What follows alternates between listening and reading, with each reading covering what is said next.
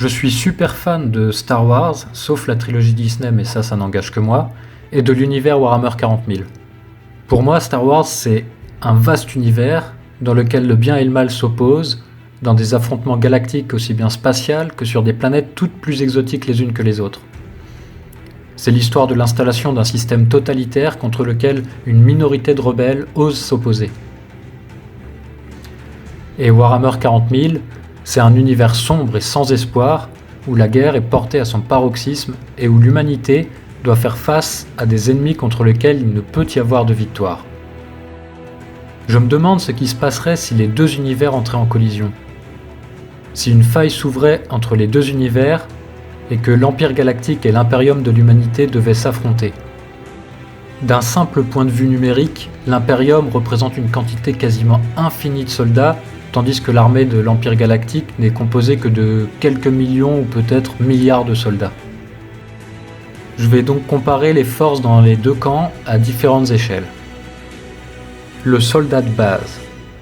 Le Stormtrooper est équipé d'une armure en plastoïde blanc, efficace contre les armes à énergie de type blaster, et d'un casque hermétique filtrant l'air et doté d'un affichage tactique avancé. Son arme est un blaster qui émet un rayon de plasma et non pas des lasers comme on le pense souvent. Le plasma est nettement plus dévastateur.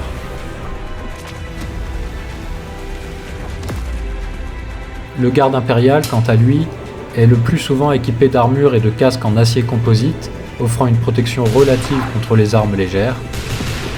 Son arme est le fusil laser, peu coûteux et très polyvalent. Il offre une assez bonne puissance de feu.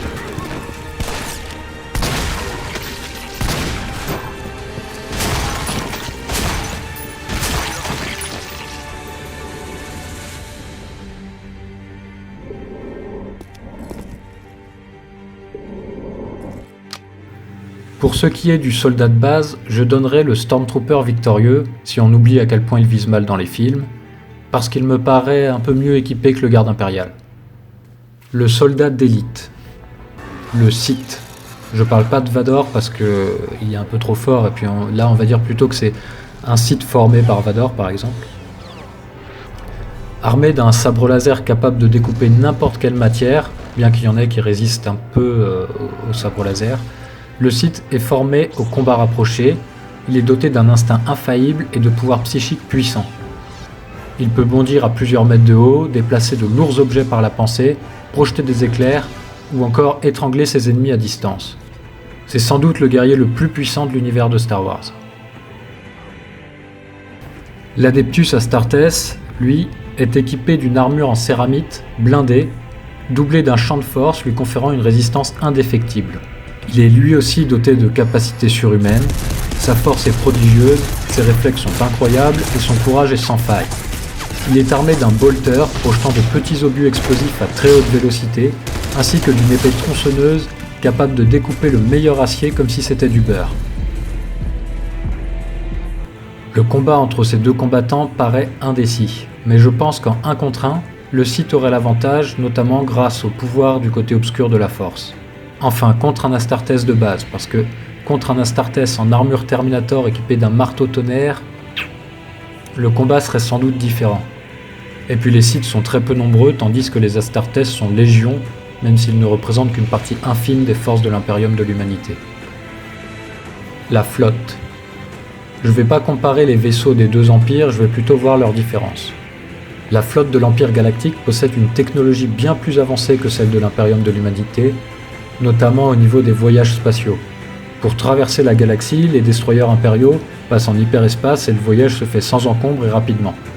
Tandis que les barges de bataille de l'Imperium de l'Humanité doivent passer par le Warp, un monde immatériel peuplé de démons en tout genre. Le voyage est plus long et potentiellement beaucoup plus dangereux.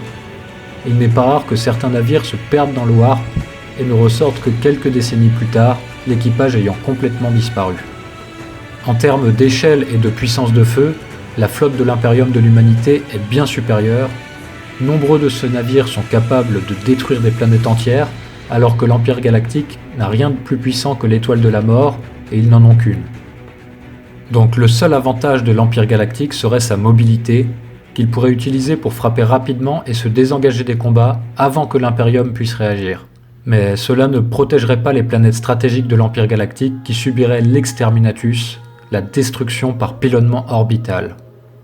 Pour conclure, l'Empire galactique, bien qu'ayant une supériorité technologique dans plusieurs domaines et de redoutables combattants, se ferait complètement aplatir par le rouleau compresseur qu'est l'Imperium de l'humanité.